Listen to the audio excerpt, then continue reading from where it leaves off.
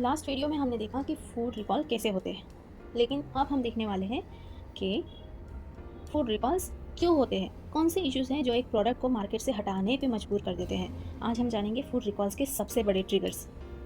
Food recalls का सबसे common trigger है कंटेमिनेशन। इसमें कुछ डेंजरस कंटेमिनेंट्स शामिल होते हैं, जैसे कि microbial contamination, harmful micro organism जैसे कि साल्मोनेला, ई कोलाई, लिस्टेरिया का होना। ये बैक्टीरिया फूडबॉर्न इलनेसेस कॉज करते हैं जो प्रोडक्ट को अनसेफ बना देते हैं। Second, chemical contamination. जब खाने में हार्मफुल केमिकल्स जैसे पेस्टिसाइड्स, हेवी मेटल्स या इंडस्ट्रियल कंटेमिनेंट्स डिटेक्ट होते हैं तो रिकॉल हो सकता है। Third, allergen contamination.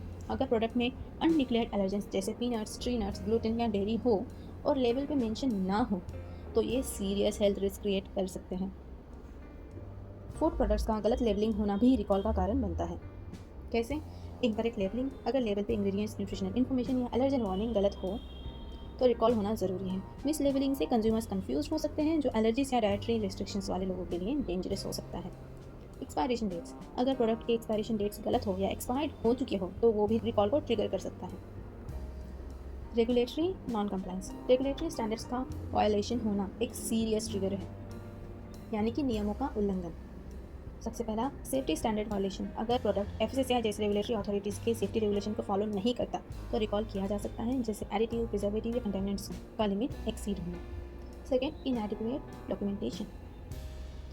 अगर प्रोडक्ट के लिए प्रॉपर डॉक्यूमेंटेशन या ट्रेसेबिलिटी अवेलेबल ना हो तो सेफ्टी कंसर्न्स की वजह से रिकॉल हो सकता है। नेक्स्ट, रिपोर्ट्स ऑफ इलनेस और एडवर्स रिएक्शंस। बीमारी या प्रतिकूल प्रभाव की रिपोर्ट। पहला, कंज्यूमर कंप्लेंट्स। जब कंज्यूमर्स यानी कि आप किसी फूड बॉर्न इलनेस या एडवर्स रिएक्शंस को रिपोर्ट करते हैं, जैसे कि अगर कुछ फूड प्रोडक्ट खाकर आपके घर में आपकी माता जी या आपके बच्चे की तबीयत खराब हो गई और आपने उससे रिपोर्ट किया तो इन्वेस्टिगेशन के बाद रिकॉल किया जा सकता है।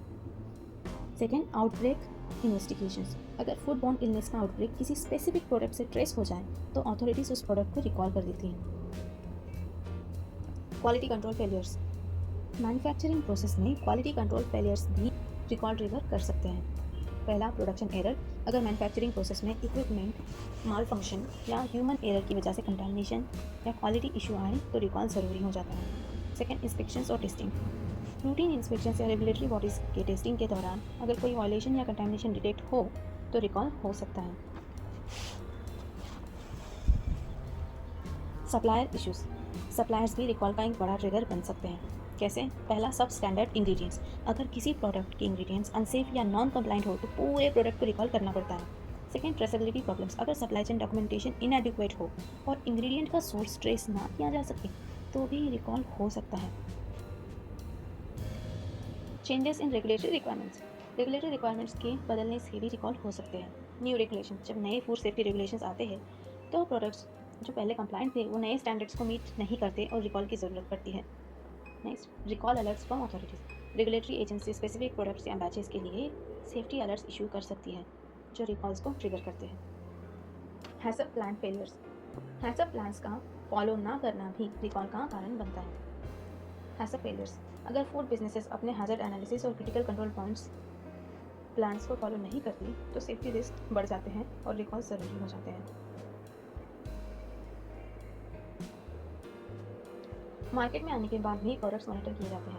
Ongoing monitoring. मार्केट में आने के बाद प्रोडक्ट्स की कंटिन्यूस मॉनिटरिंग से सेफ्टी कंसर्न्स डिटेक्ट किए जा सकते हैं जो रिकॉल्स का कारण बन सकते हैं। कंज्यूमर फीडबैक और टेस्टिंग इस प्रोसेस का हिस्सा होते हैं। सो फूड रिकॉल्स बहुत सारी वजह से ट्रिगर हो सकते हैं, कंटेमिनेशन से लेकर रेगुलेटरी वायलेशंस तक। ये ट्रिगर्स मैन्युफैक्चरर्स को और कंज्यूमर्स को दोनों को इन्फॉर्म रखते हैं, तो अगली बार जब आपको किसी प्रोडक्ट का रिकॉल नोटिस मिले समझिए कि वो आपकी सेफ्टी के लिए है। अगर ये इन्फॉर्मेशन हेल्पफुल लगी तो वीडियो को लाइक करें और फूड सेफ्टी के और अपडेट्स के लिए हमारे चैनल को सब्सक्राइब करें।